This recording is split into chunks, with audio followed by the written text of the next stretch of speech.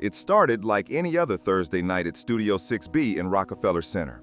The Tonight Show starring Jimmy Fallon was hitting all its marks perfectly.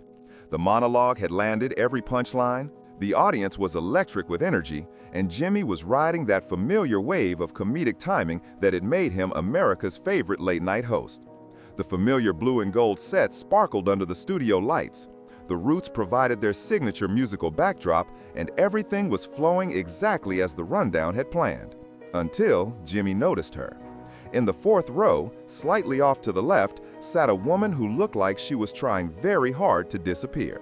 While everyone around her was laughing and applauding with the infectious energy that Tonight Show audiences were known for, she sat quietly, her hands folded in her lap, a small, tired smile playing at the corners of her mouth.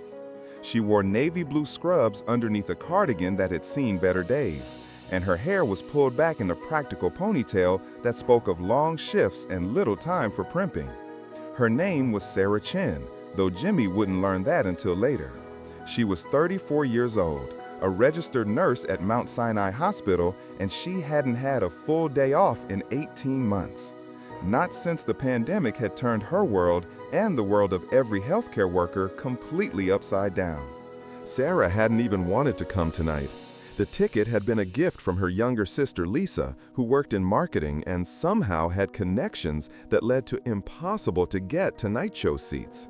"You need this," Lisa had insisted, practically forcing the ticket into Sarah's exhausted hands. "You need to laugh. You need to remember what it feels like to be around joy instead of—" She hadn't finished the sentence. They both knew what "instead of" meant. During a commercial break, Jimmy always liked to interact with his audience. It was one of his favorite parts of the job, those unscripted moments where he could step away from the prepared material and just connect with real people. His eyes swept across the crowd, looking for interesting faces, couples celebrating anniversaries, kids on their first trip to New York. That's when he spotted her again, the quiet woman in scrubs who seemed to be carrying the weight of the world on her shoulders.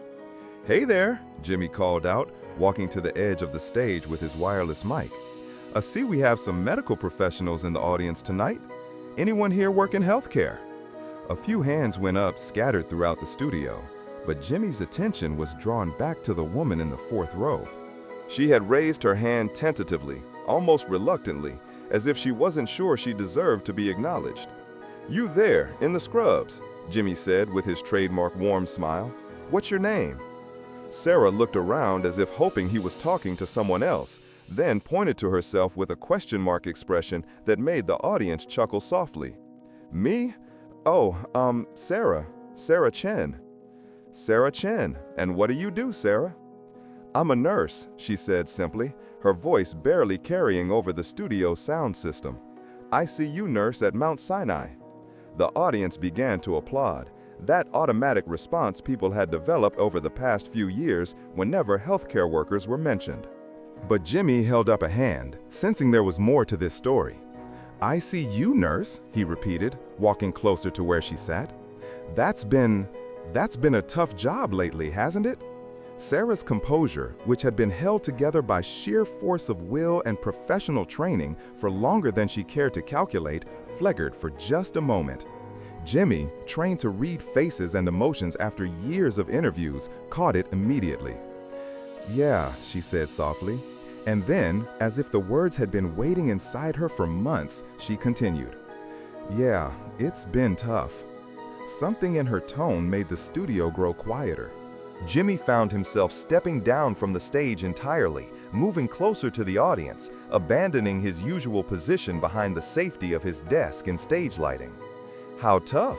he asked gently, his comedian's instincts taking a back seat to something more human. Sarah looked down at her hands, then back up at Jimmy. Around her, 300 strangers waited for her answer, and somehow, in that moment, she felt safer than she had in months. "I haven't seen my family in 18 months, she said, her voice growing stronger with each word. "I've been living in my garage. I converted it into a little apartment because I was too scared to bring COVID home to my parents and my grandmother. They're all high risk, and I couldn't bear the thought of being the one who—" Her voice broke slightly, and Jimmy felt his throat tighten. This wasn't the light audience interaction he had planned. This was something else entirely. "You've been living alone for 18 months?" Jimmy asked, his voice gentler now, stripped of performance. "Alone," Sarah confirmed. "Working 12-hour shifts, sometimes 16 when we were short-staffed, which was most of the time. Sleeping in a converted garage. Seeing my family through FaceTime and from across the driveway when the weather was good enough to visit outside." The audience was completely silent now. The usual energy of a late-night taping had transformed into something more intimate, more sacred. "And tonight?" Jimmy asked. "Tonight you're here instead of working?" Sarah almost smiled at that. "Tonight is the first night off I've taken in 6 months. My sister literally scheduled this for me and threatened to call my supervisor if I didn't show up. She said I needed to remember what it felt like to be around people who weren't dying." The words hung in the air like a physical presence. Jimmy felt his chest tighten as the full weight of what this woman had been carrying became clear.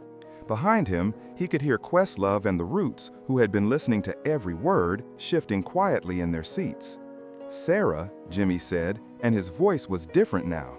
Not the voice of a late-night host, but the voice of a human being who was beginning to understand the magnitude of sacrifice he was witnessing. "What you've been doing, what you've been sacrificing, do you know how extraordinary that is?" Sarah shook her head quickly. "I'm not extraordinary. I'm just a nurse doing my job. There are thousands of us who've been doing the same thing, millions probably."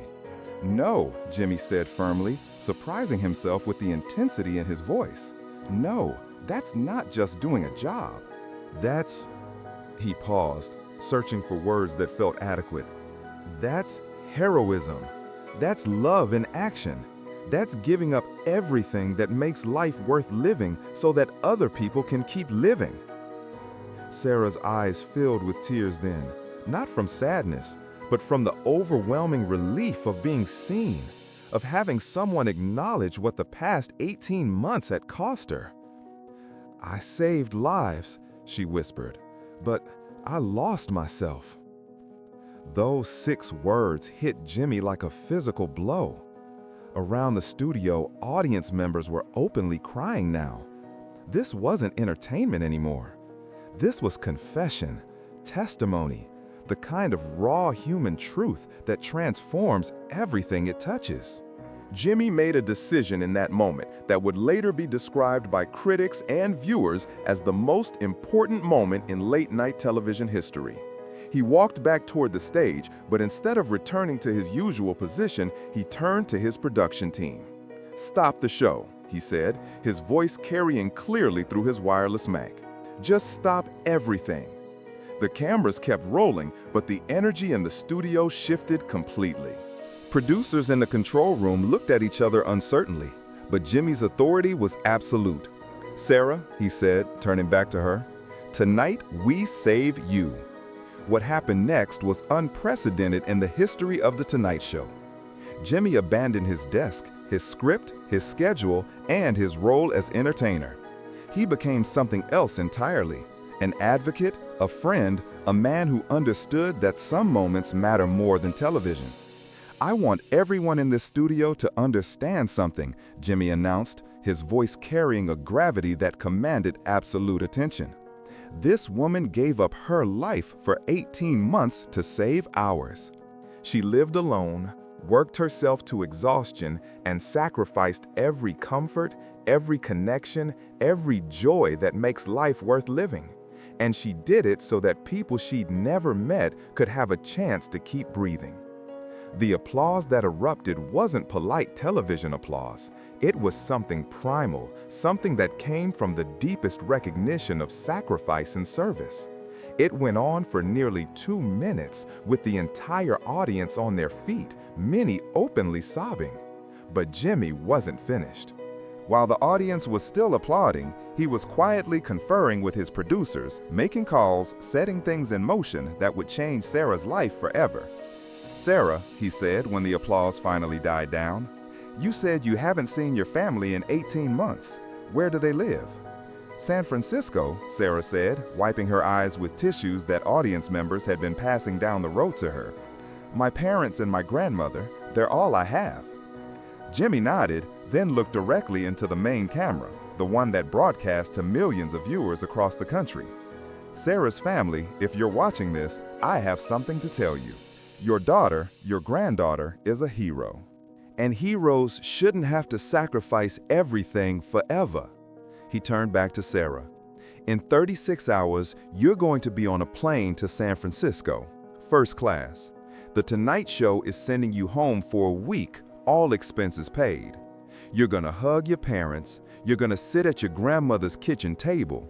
You're gonna remember what it feels like to be someone's daughter instead of just someone's nurse. Sarah stared at him in disbelief. I can't. I have shifts scheduled. I can't just... Yes, you can, Jimmy said firmly, because I've already called Mount Sinai. I've spoken to your supervisor. The hospital is not only giving you the time off, they're paying for a replacement nurse to cover your shifts. And Sarah, they said to tell you that you should have asked for help months ago. The studio erupted again, but this time it was different. This time it was celebration, pure joy at witnessing something beautiful happen to someone who deserved it. Sarah was crying now, not the careful tears she'd been holding back, but the full, cleansing sobs of someone who had been carrying too much for too long and was finally being allowed to set it down. Jimmy sat down in the aisle next to her, abandoning every protocol of television production. "There's more," he said gently. "The Tonight Show has partnered with several organizations to create the Sarah Chin Foundation. It's going to provide respite care, mental health support, and family reunification services for healthcare workers who sacrificed everything during the pandemic." You don't need to name it after me," Sarah protested. "I'm nobody special." "You're wrong," Jimmy said simply. "You're exactly the kind of special this world needs more of. And now everyone's going to know your name, and when they hear it, they're going to remember what real courage looks like." Behind the scenes, something unprecedented was happening. Viewers watching the live broadcast were flooding social media with their own stories of healthcare workers who had sacrificed everything. The hashtag #SaveSarah began trending within minutes, but it quickly evolved into something larger. #SaveOurHeroes, as people shared stories of nurses, doctors, respiratory therapists, and other medical professionals who had given up everything to serve others. But perhaps the most powerful moment came when Jimmy asked Sarah a question that no one saw coming. "Sarah, what's the first thing you want to do when you see your family?" Sarah thought for a moment, wiping her eyes. "I want to cook dinner with my grandmother. She taught me how to make dumplings when I was little, and I haven't made them once since I moved into the garage. I want to stand in her kitchen and make dumplings and remember what it feels like to create something instead of just trying to stop things from ending." The simplicity and beauty of that answer broke something open in everyone who heard it. Here was a woman who had spent 18 months fighting death, and all she wanted was to create something beautiful with the hands that had worked so hard to heal others. Jimmy stood up slowly, his eyes bright with unshed tears. "You know what? I think we should all learn how to make dumplings. Sarah, when you get back from San Francisco, will you come back here and teach us? Will you show America how to make something beautiful?" Sarah nodded, unable to speak, but her smile was radiant. The show officially ended 20 minutes later than scheduled, but no one cared.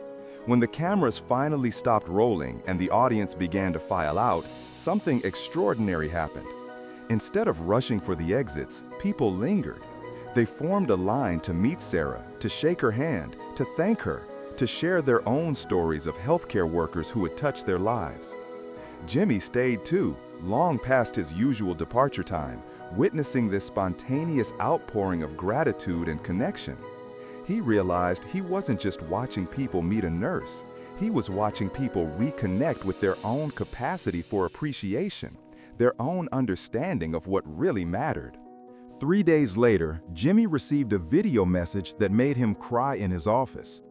It was Sarah, sitting at her grandmother's kitchen table in San Francisco, surrounded by her family, making dumplings with hands that were finally being used to create instead of heal.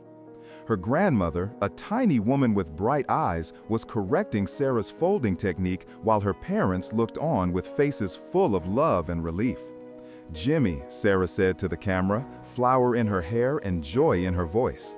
"I want you to know that this is the first time I felt like myself in 18 months.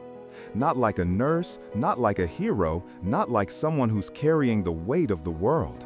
Just like Sarah, someone's daughter, someone's granddaughter, someone who belongs somewhere." The video message was never aired publicly, but Jimmy kept it on his phone and watched it whenever he needed to remember why his platform mattered, why sometimes the most important thing he could do was stop being entertaining and start being human. When Sarah returned to New York a week later, she appeared on The Tonight Show again, this time not as an audience member, but as a guest. She taught Jimmy, the Roots, and a studio full of people how to make her grandmother's dumplings.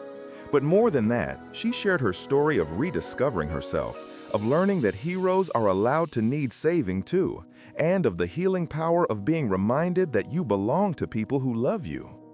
The Sarah Chen Foundation raised over $3 million in its first year and helped hundreds of healthcare workers reconnect with their families and their own humanity. But perhaps its most important contribution was changing the conversation around healthcare workers from one of simple applause to one of genuine support and understanding.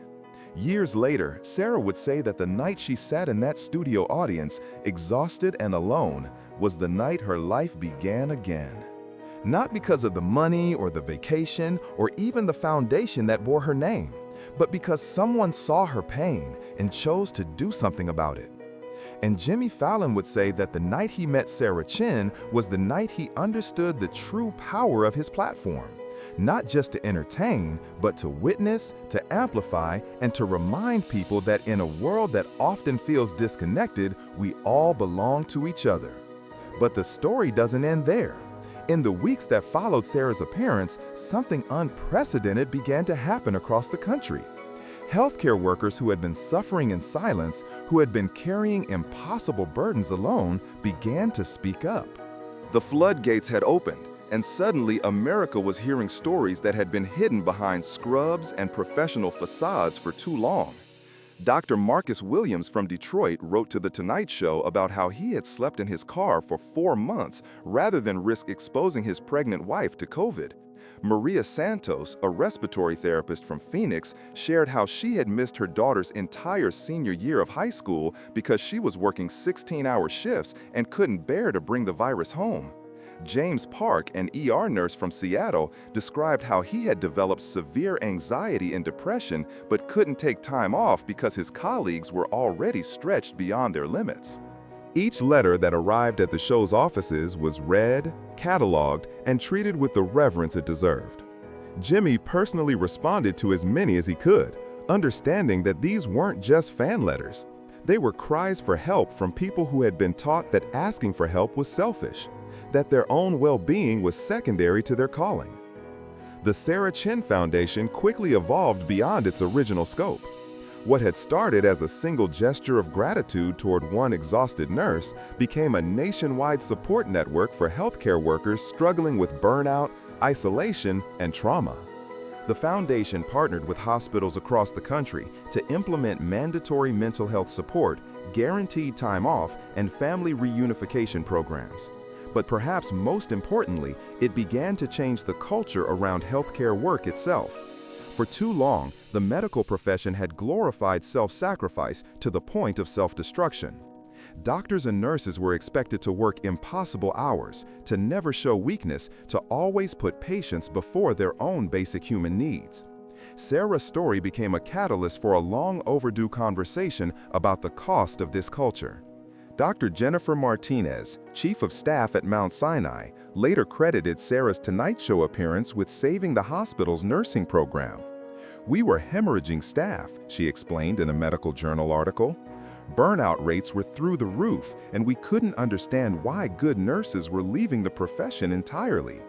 Sarah's courage in speaking her truth opened our eyes to what we had been asking of our people. We realized we weren't just losing employees, we were losing human beings to a system that demanded everything and gave back very little. The changes at Mount Sinai became a model for hospitals nationwide. Mandatory counseling services, protected time off, family support programs, and most importantly, a cultural shift that recognized healthcare workers as human beings who deserved care themselves. The hospital even renovated a wing specifically for staff respite, creating quiet spaces where exhausted workers could decompress without judgment. Jimmy learned about these changes through Dr. Martinez herself, who called him personally to thank him for amplifying Sarah's voice. "You probably saved more lives that night than any single medical intervention I've ever witnessed," she told him, "because you reminded us that we can't heal others if we're broken ourselves." The ripple effects extended far beyond healthcare. Sarah's appearance sparked a national conversation about essential workers across all industries. Grocery store clerks, delivery drivers, teachers, first responders, and countless others who had kept society functioning during the darkest days of the pandemic began to share their own stories of sacrifice and exhaustion. The phrase, "I saved lives, but I lost myself," became a rallying cry for workers in helping professions everywhere. It appeared on protest signs, in op-ed pieces, and eventually in congressional testimony as lawmakers began to understand the true cost of demanding heroism without providing support. Sarah herself became an inadvertent spokesperson for this movement, though she never sought the role.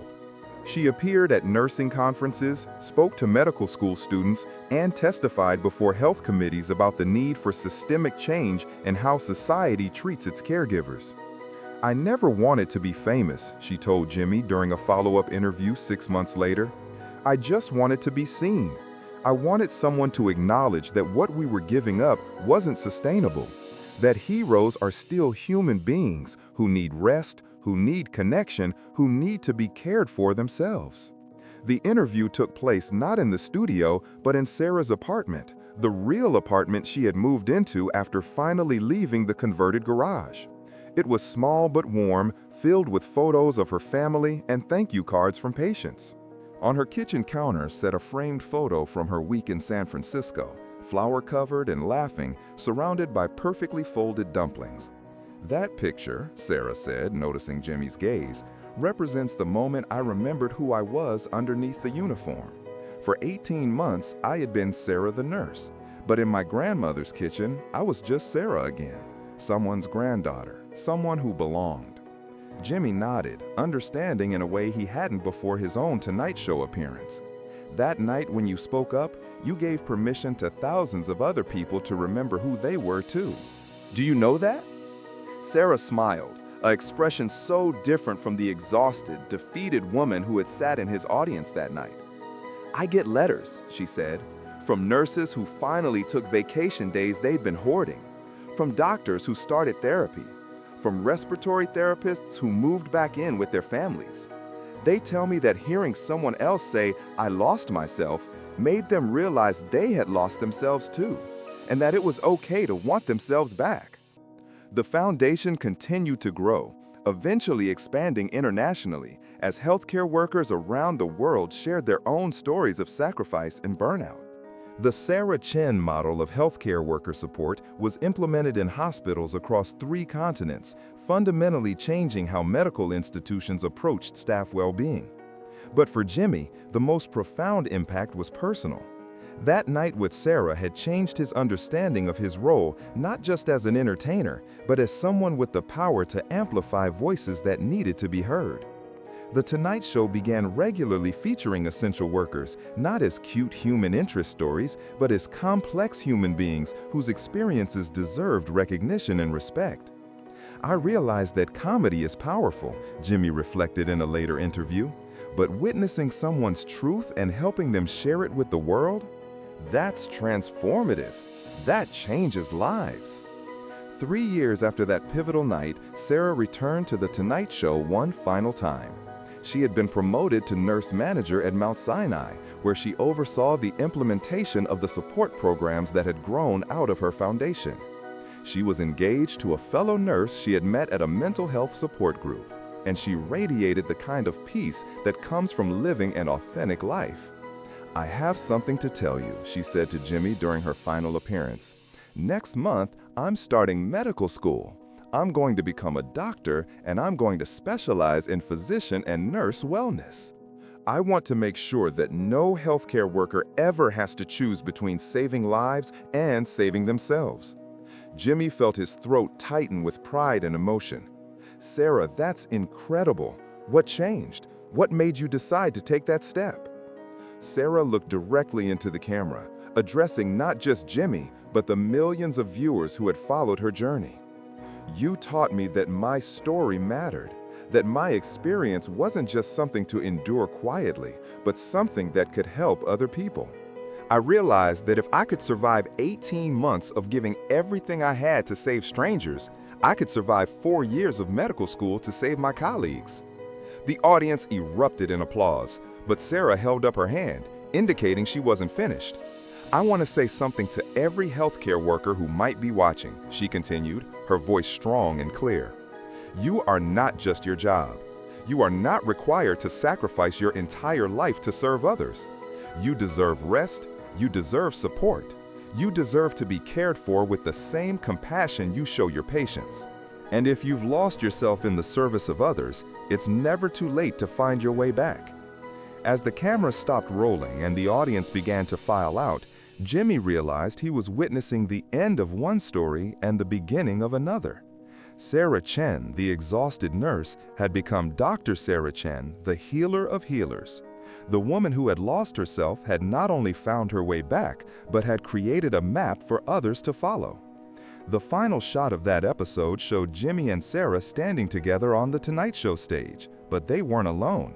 Surrounding them were dozens of healthcare workers from the New York area, people whose lives had been touched by Sarah's courage to speak her truth. Nurses, doctors, therapists, technicians, all united by their shared understanding that caring for others began with caring for themselves. In his closing monologue that night, Jimmy said something that would be quoted in medical journals, nursing textbooks, and hospital mission statements for years to come. "We ask our healthcare workers to save lives every day. But tonight, we learn that sometimes the most important life they need to save is their own. And when they do, they become even more powerful healers." The Sarah Chen Foundation continues to operate today, having helped over 10,000 healthcare workers reconnect with their families, access mental health support, and remember their own humanity. Sarah herself graduated medical school with honors and now runs the country's first residency program focused specifically on healthcare worker wellness. She keeps that photo from her grandmother's kitchen in her office, a reminder of the moment she remembered who she was underneath the uniform. And sometimes, when young doctors and nurses come to her burned out and lost, she tells them about the night she sat in a television studio audience and found the courage to say 6 words that changed everything. "I saved lives, but I lost myself." Because sometimes, Jimmy learned, the most powerful thing you can do is help someone find their voice. And sometimes, the most healing thing you can do is simply witness someone's pain and choose to do something about it. It wasn't just late-night television that night. It was a reminder that when we see each other truly, when we acknowledge the sacrifices being made in silence all around us, we become capable of extraordinary grace. And sometimes, saving someone else is actually the path to saving ourselves.